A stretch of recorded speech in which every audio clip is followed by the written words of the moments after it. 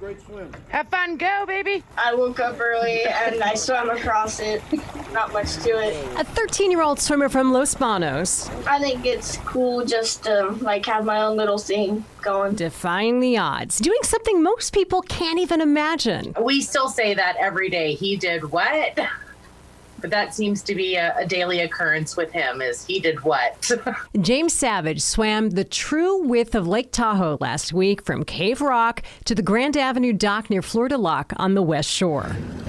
All 12 miles of it. One day my boat pilot took me across Lake Tahoe and I've liked swimming there.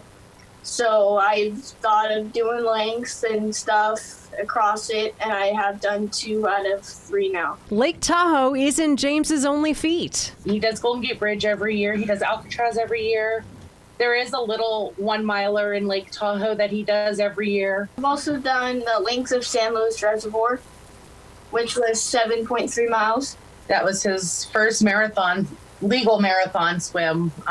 First person to ever swim across San Luis Reservoir. I don't know what made him fall in love with it. You know, when he was younger and he told me, Mom, I want to swim from Alcatraz, we kind of laughed in his face. I mean, who entertains that idea?